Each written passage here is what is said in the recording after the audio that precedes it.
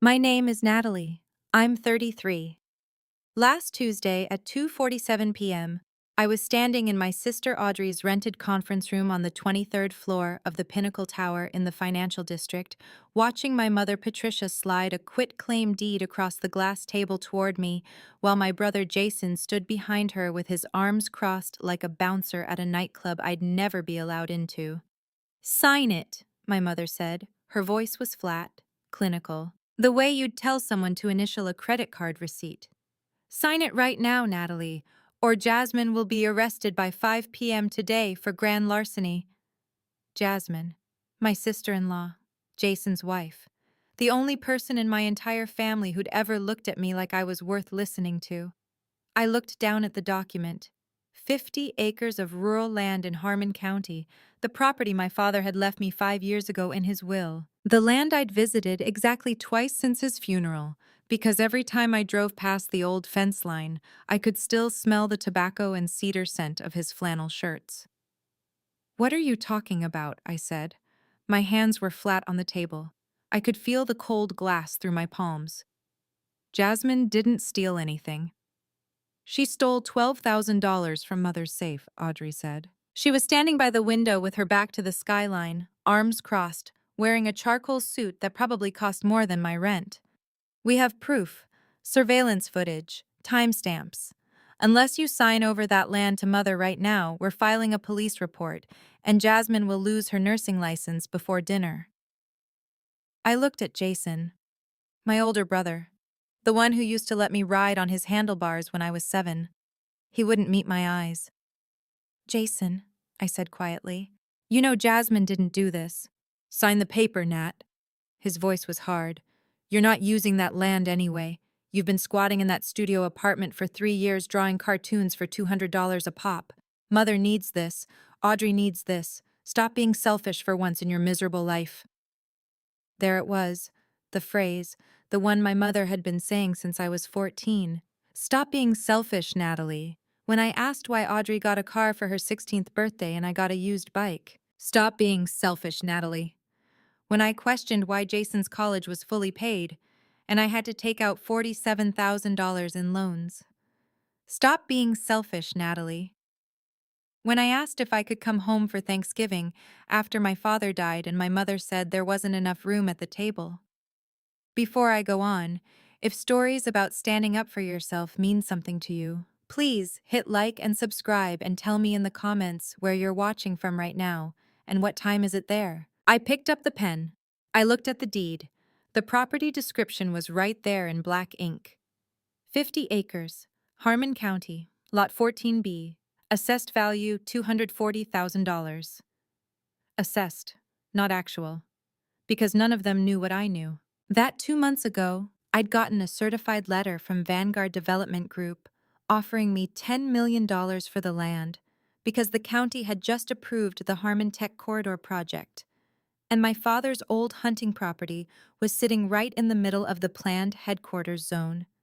$10 million. And my family thought it was worth $240,000. I set the pen down. "I need to think about this," I said. My mother's face changed. The pleasant mask cracked. "You need to think? Jasmine is going to prison, Natalie. She'll lose everything, her career, her daughter's respect. Jason will divorce her. Is that what you want? You destroy your brother's family just to hold on to land you never even visit?" "I didn't say I wouldn't sign," I said carefully. "I said I need time to think." Audrey laughed. Actually laughed.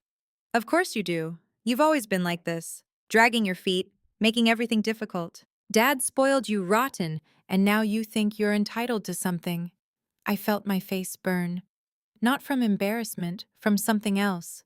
Something that had been building for 15 years. Let me take you back 5 years to the day my father died. It was October 4th. The leaves were that burnt orange color that only happens in early fall.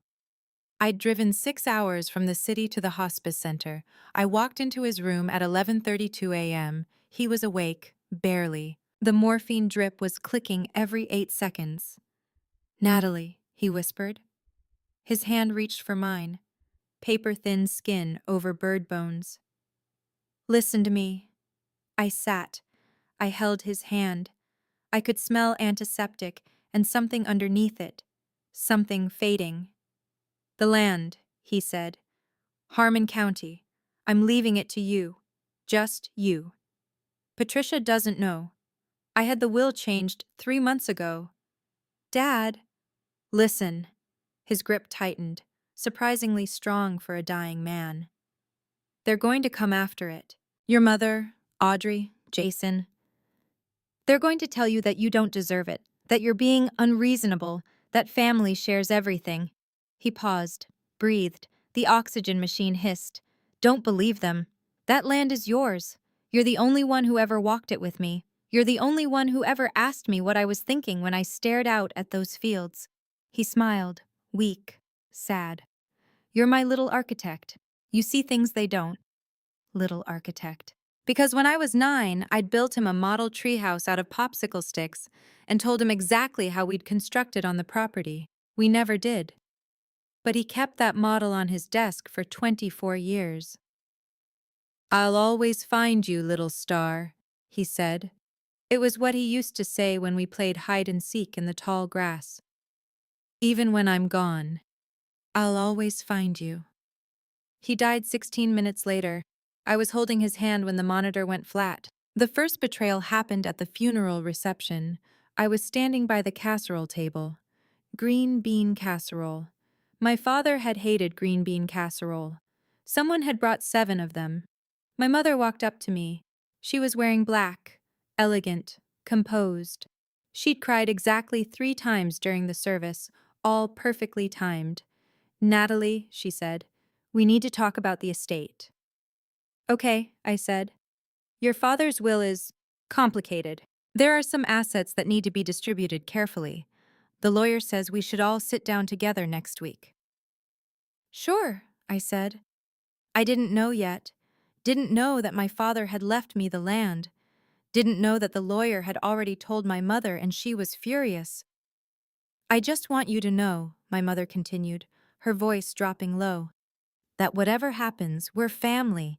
We don't let legal documents divide us. Your father would want us to be reasonable. I nodded. I ate potato salad. I thought we were on the same page. 3 days later, the lawyer called me. His name was Martin Cheswick. He had an office on Riverside Avenue with outdated wood paneling and law books that probably hadn't been opened since 1987. Miss Harmon, he said, I'm calling about your father's will, specifically about the Harmon County property. Yes? Your father left it to you, solely, with very specific instructions that it cannot be sold, transferred, or subdivided without your explicit written consent. I sat down.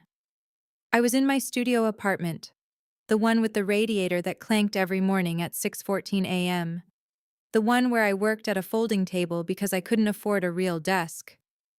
He left it to me? Yes. 50 acres. Free and clear. No mortgage. The deed will be transferred to your name as soon as probate closes.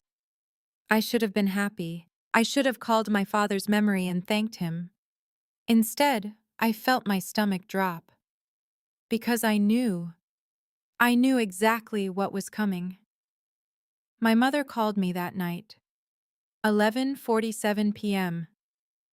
I was still awake, staring at the ceiling, trying to process. You're not keeping it, she said. No hello, no preamble. Mom? You're not keeping it, Natalie. That land was supposed to be for all of us. Your father was confused at the end. The cancer affected his judgment. We're going to contest the will. He wasn't confused, I said quietly. He knew exactly what he was doing. Don't be ridiculous. Her voice sharpened. You think he wanted to give you, a failed art student living in a glorified closet, 50 acres of prime real estate while leaving your successful sister and brother with nothing? He was drugged, manipulated. You probably whispered in his ear while he was dying. My hands started shaking. I set the phone on speaker, put it on the table, stared at it. I didn't manipulate him. Then prove it. Sign the land over to me. I'll divide it fairly among the 3 of you. That's what your father would have actually wanted if he'd been thinking clearly. I hung up. The rumors started immediately.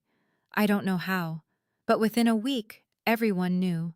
My mother's church group, my father's old poker buddies, my Aunt Diane, Uncle Marcus, cousins I hadn't seen since I was 12. The story went like this. Natalie Harmon had manipulated her dying father into changing his will. She'd isolated him in his final weeks, convinced him that his wife and other children didn't love him, stolen a $240,000 inheritance that should have been split 3 ways. I found out when I went to the grocery store. The cashier, Mrs. Pelham, who'd known my family for 30 years, wouldn't look at me, just scanned my items in silence, handed me my receipt without a word. In the parking lot, I saw my cousin Rachel. She turned around, walked the other direction. I drove home, checked my bank account. $1,847.23.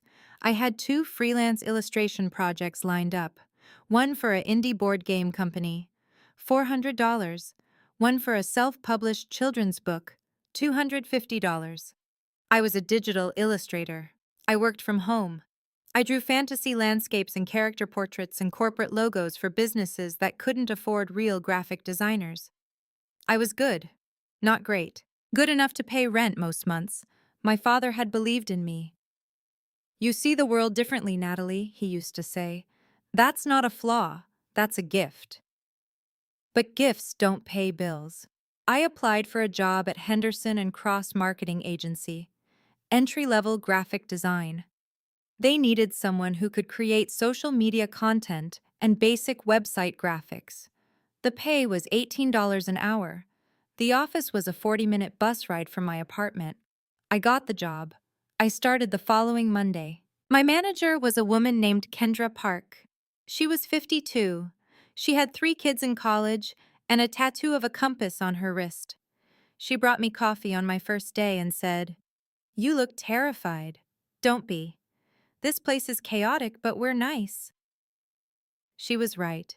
The office was chaotic. Deadlines changed hourly. Clients demanded revisions at 9 p.m. The coffee machine broke twice a week. But Kendra was kind. She taught me keyboard shortcuts, covered for me when I had to leave early for a probate hearing, never asked questions I didn't want to answer. My mother called every Sunday, same time, 4 p.m., same opening line. "Have you reconsidered?" "No," I'd say. "You're being unreasonable." "The land is mine, Mom. You're tearing this family apart." Click. Jason stopped by my apartment once. It was February, 6 months after the funeral. He knocked at 7:30 p.m. I opened the door. He looked uncomfortable, hands in his pockets, eyes on the hallway carpet. "Can I come in?" I let him in. He sat on my second-hand couch, looked around at my studio, the folding table, the air mattress in the corner, the single window that faced a brick wall. "This is where you live?" he said. "Yes." He shook his head. "Natalie, this is insane. You're sitting on $240,000 of land and living like a college student. Just sell it, split the money with us, move somewhere decent." "It's not about the money," I said. "Then what is it about?" "Dad left it to me, not us, me." Jason stood up. "You know what your problem is? You think being the victim makes you special.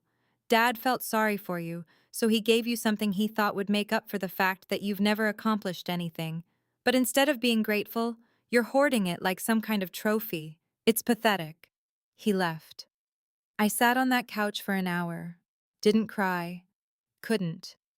Something had hardened in my chest, like ice forming over water. The public humiliation happened on a Thursday in May. I was at Henderson and Cross. It was 2:15 p.m. I was in the break room heating up leftover pasta when Audrey walked in. She was wearing a cream blazer, heels that clicked on the linoleum. She looked around the break room like she was inspecting a health code violation. "Natalie," she said loudly, very loudly, loud enough that Marcus from accounting looked up from his sandwich, loud enough that Kendra paused in the doorway. "Audrey, What are you doing here? I came to see where my little sister works. She smiled. It didn't reach her eyes. This is quaint? Is this the best you could do after all those years of art school? I'm a graphic designer. You're a button pusher. She walked closer, looked at my lunch. Is that ramen? God, Natalie. You're 33 years old. You shouldn't be eating college food. I could feel Marcus and Kendra watching. I could feel my face getting hot. I kept my voice level. Did you need something? I need you to stop being selfish. There it was again. I need you to think about someone other than yourself for once. Mother is struggling. She can't keep up with the estate taxes. The house needs repairs. Jason and I are helping her, but you, sitting on that land like a dragon on a pile of gold, you're doing nothing. The land is mine. The land should be ours. Audrey's voice rose. Dad was sick. He wasn't thinking straight. You took advantage of him. Marcus stood up, left the room quickly. Kendra stayed. She was watching Audrey with narrow eyes. I didn't take advantage of anyone, I said quietly. Then prove it. Sign it over. Unless you're too proud. Unless you'd rather watch your family suffer than admit you're wrong. Something clicked. Right there. Standing in that break room with the flickering fluorescent lights and the smell of burnt coffee and my sister's perfectly manicured finger pointing at my chest. Something inside me went cold and still. I think you should leave, I said. Audrey stared at me. What? This is my workplace. You're disrupting it. Please leave. Don't you dare. Leave, Audrey. She left, heels clicking, door slamming. Kendra walked over, handed me a napkin. I didn't realize I was crying until she did. Family? She asked. Sister, she nodded. For what it's worth, she sounds like a nightmare. I laughed. It came out like a sob. That night, I went home, opened my father's old lockbox, the one I'd inherited along with the land. Inside was a stack of papers, property deed, survey maps, tax records, and underneath everything a photograph. My father and me. I was maybe 11. We were standing in the field on the Harmon County land. He had his arm around my shoulders. I was holding a stick I'd been using to draw shapes in the dirt. We were both smiling. On the back, in my father's handwriting, my little architect, the only one who sees it. I turned the photo over, stared at it for a long time. Then I noticed something. The bottom corner of the lockbox had a false panel. I'd never seen it before. It was barely visible, just a thin seam. I pried it open. Inside was an envelope, thick, legal-sized. My name written on the front in my father's handwriting. My hands shook as I opened it. Inside was a letter, and underneath the letter, a stack of documents. Appraisal reports, development proposals, zoning change notifications, and at the very bottom, a business card for a lawyer I'd never heard of. Gregory Tanaka, Tanaka and Associates, an address in the financial district. I read the letter. Dear Natalie, if you're reading this, then I'm gone, and Patricia is already doing exactly what I knew she'd do. She's telling you that the land is worthless, that you're being unreasonable, that I was confused when I changed the will. I wasn't confused. I was strategic. 3 years ago, I found out about the Harmon Tech Corridor project. The county was keeping it quiet, but I had a friend on the zoning board. He told me they were planning to turn our area into a major technology hub. Your land, my land, our land, is right in the middle of it. I had the property appraised. Confidentially. The documents in this envelope show the real value, not $240,000. Try $8 million. Maybe more, depending on when they start construction. I'm leaving it to you because you're the only one who ever understood why I bought that land in the first place. It wasn't about money, it was about space, freedom, the ability to stand in the middle of nothing and build something. Patricia will fight you. Audrey will guilt you. Jason will intimidate you. Don't give in. The lawyer whose card is in this envelope, Gregory Tanaka, He's held on to the original will for me. The copy the family saw is incomplete. The real version has additional clauses, protections, instructions. Don't go to him yet. Wait. Let them show their hand. Let them reveal who they really are. Then, when the moment is right, call him. He'll know what to do. You are not selfish. You are not a failure. You are my little architect, and you see the world the way it should be, not the way it is. I'll always find you, little star. All my love. Dad. I read it 3 times. Then I looked at the appraisal documents. $8.2 million, dated 18 months ago, before my father died.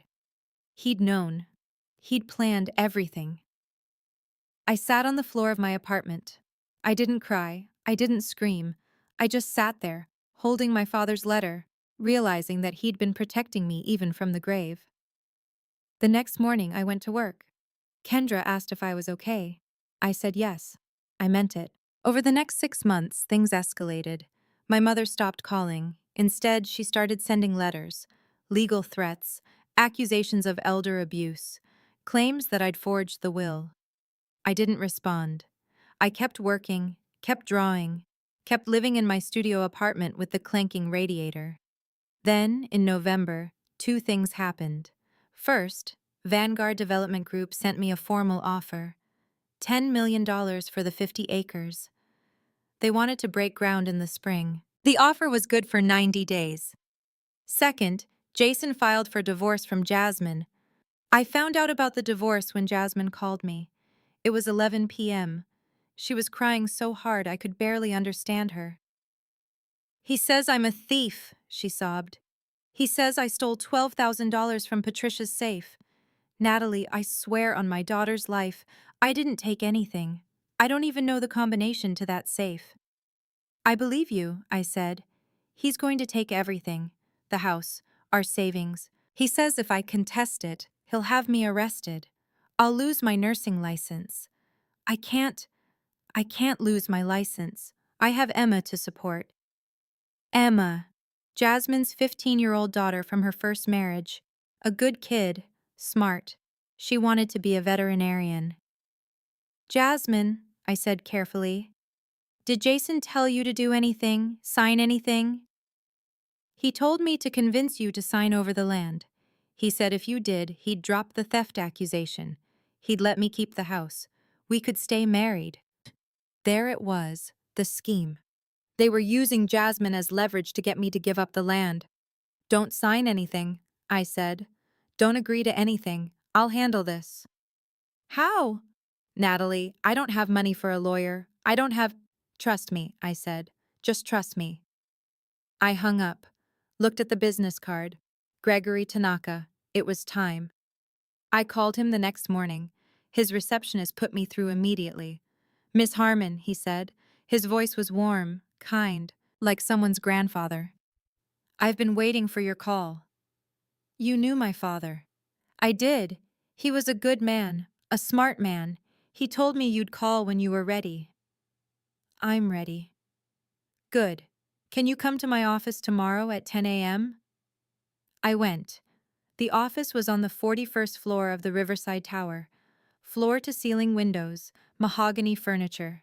Gregory Tanaka was 72 years old. Silver hair, kind eyes.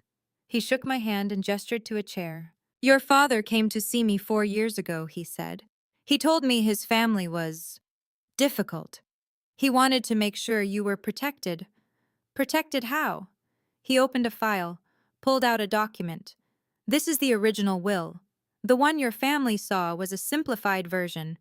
This one has additional provisions. I read through it. My father had been thorough. The land couldn't be sold without my consent. It couldn't be seized for any debt my mother or siblings incurred. If anyone challenged the will, they would automatically forfeit any claim to any other assets. He also left you this. Gregory pulled out another envelope. Inside was a key and a note.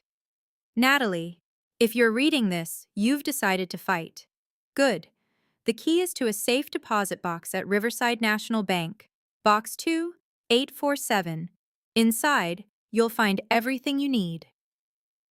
Dad. I went to the bank that afternoon. The safe deposit box was small. Inside were three things: a flash drive labeled insurance, a check for $12,000 made out to Patricia Harmon, dated 2 weeks before the supposed theft, signed by Patricia herself, written in the memo line, "Safe contents, emergency fund," and a handwritten note from my father. "They'll blame Jasmine.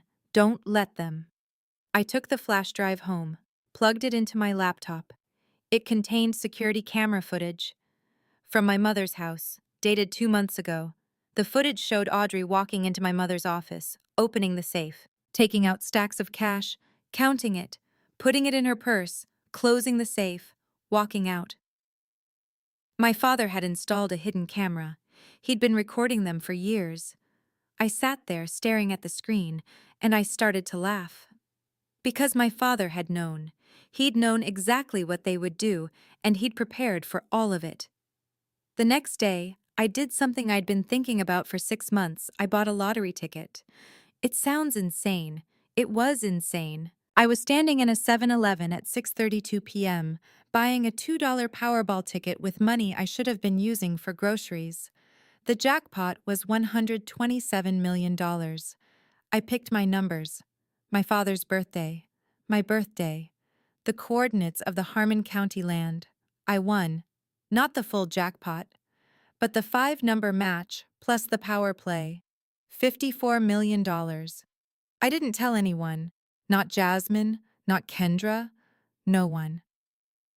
I hired a financial advisor, set up a trust, created an anonymous LLC called Vanguard Zenith, bought my mother's house out from under her. She'd taken out 3 mortgages she couldn't afford, and the bank was foreclosing. I bought it for $1.2 million through the LLC. She never knew it was me. I set up an irrevocable trust for Jasmine's daughter Emma. $5 million. Untouchable. For college. For her future. And then I waited. The call came in January, from Audrey. "We need to meet," she said. "Tomorrow, 2 p.m. my office." Why? "Because Jasmine is going to be arrested unless you sign over that land." "I've given you enough time, Natalie. This ends tomorrow." I showed up at 2 p.m., the Pinnacle Tower, 23rd floor, Audrey's rented conference room. My mother was there. Audrey, Jason, and a man I didn't recognize. He introduced himself as their lawyer, Charles Drummond. "Let's make this simple," Audrey said. She slid the quitclaim deed across the table. "Sign this. Transfer the land to Mother. We drop the charges against Jasmine. Everyone walks away." "What charges?" I asked. "Grand larceny," Jason said. "She stole $12,000 from Mother's safe. We have evidence." "What evidence?" Charles Drummond opened a folder. "Mrs. Patricia Harmon's sworn statement. Security logs showing Jasmine had access to the house.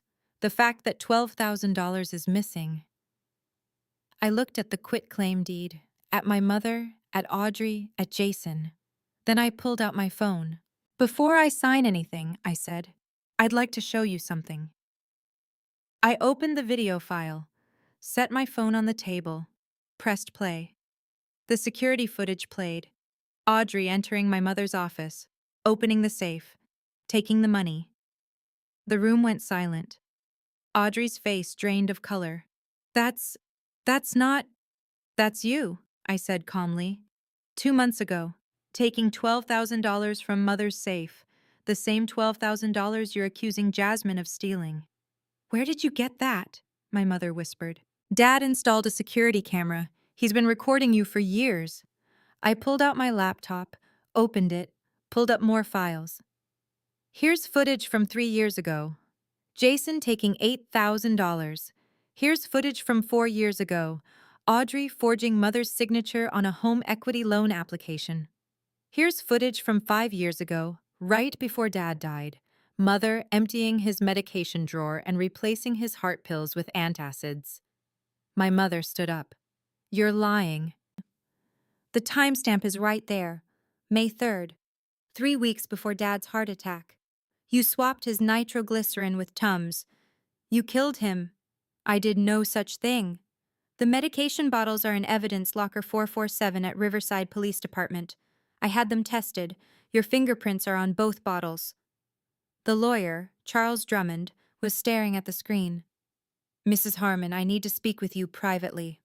Sit down, Charles, I said. I wasn't shouting. I wasn't angry. I was calm, clinical, the way my mother had been when she told me to sign the deed. We're not done. I pulled out another folder. Here's the real appraisal of the Harmon County land. $10 million. Vanguard Development made an offer. I accepted. The sale closed last week. The money is in an irrevocable trust. Audrey's mouth opened. You sold it? I did, for $10 million. I also bought Mother's house. The bank foreclosed because she took out 3 fraudulent mortgages using forged documents. I purchased it through my LLC, Vanguard Zenith. My mother's face went white. I own your house, Mother, which means I'm your landlord, and I'm evicting you.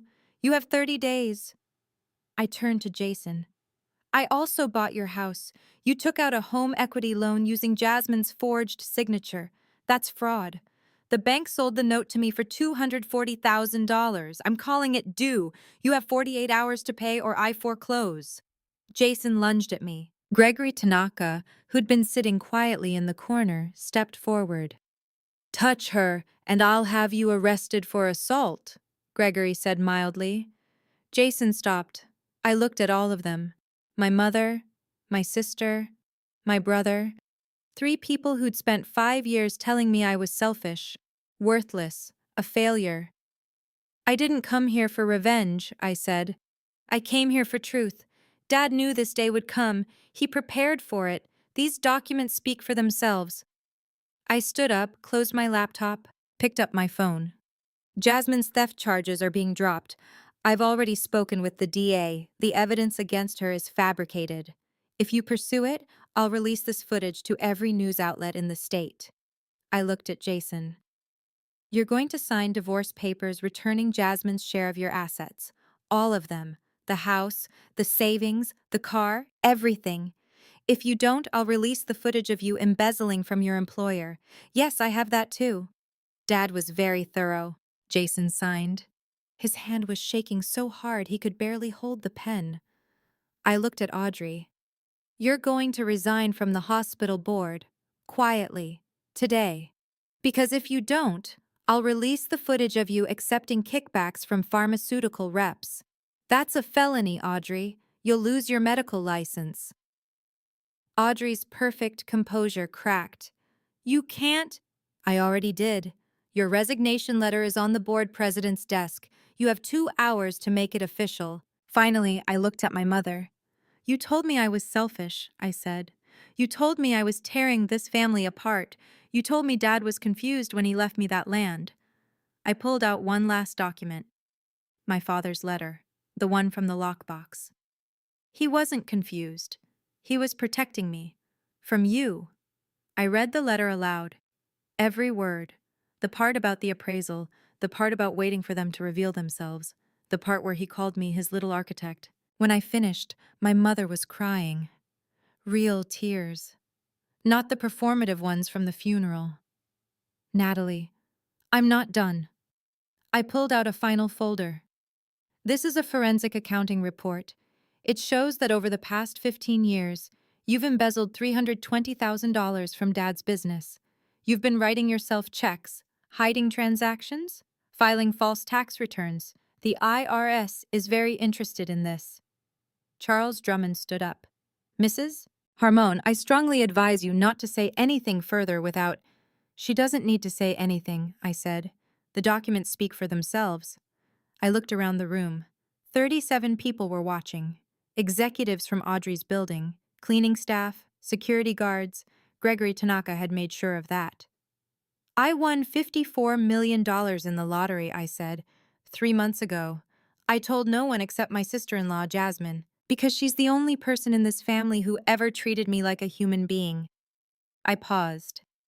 I used that money to buy your house, Mother, to buy Jason's mortgage, to set up a trust for Emma, to hire investigators, to build a case. I looked at each of them. You told me I was nothing. You told me I'd never accomplish anything. You told me Dad left me that land out of pity. I smiled. It wasn't a happy smile. Turns out, he left it to me because he knew exactly who you were. And he wanted to make sure I'd be okay when you finally showed your true faces. I walked toward the door, stopped, turned back. You have 30 days to vacate the house, Mother. Jason, you have 48 hours to pay the mortgage or I foreclose. Audrey, you have 2 hours to resign. If any of you contact me, Jasmine or Emma again, I release everything to the police and the press. I left. Gregory followed me out. In the elevator, he said, "Your father would be proud." I nodded. I couldn't speak. My throat was too tight. 6 months later, I visited my father's grave. It was a clear day. Warm. The kind of day he would have loved. I brought flowers. White lilies. His favorite. "I did it, Dad," I said.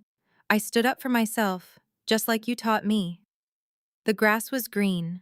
The headstone was clean. Someone had been taking care of it. I found out later it was Jasmine. She came every week. I sat there for a while, just sitting, thinking. I thought about my mother, living in a rented apartment, about Audrey, who'd moved to another state after resigning in disgrace, about Jason, who'd lost everything in the divorce. I didn't feel triumphant.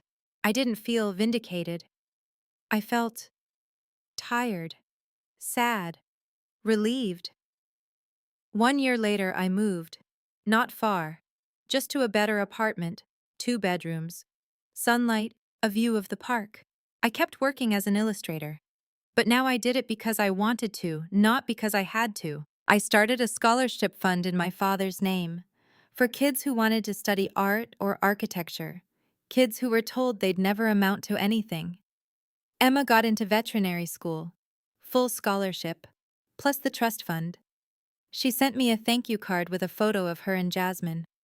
They were both smiling. Jasmine and I have coffee every Sunday. She tells me about her patients. I tell her about my projects. We don't talk about Jason, or my mother, or Audrey. We talk about the future. I still have the letter, my father's letter. I keep it in a frame on my desk, next to the photo of us in the field. My little architect. I look at it sometimes, when I'm working, when I'm tired, when I need to remember who I am. If you're watching this and you've ever been told you're selfish for protecting yourself, I want you to know something. Silence isn't peace. Silence is the price you pay for someone else's comfort. You don't owe anyone your pain. You don't owe anyone your inheritance. You don't owe anyone access to your life just because you share DNA. Love doesn't lock you out in the cold. Love doesn't accuse you of crimes you didn't commit. Love doesn't threaten you to sign away what's yours. Love protects, even from the grave. If you've ever had to choose between protecting yourself and keeping the peace, type, "I chose myself," in the comments. Or if you're still trying to find the courage to walk away, type, "I'm still fighting." Both are brave, both are valid, both matter.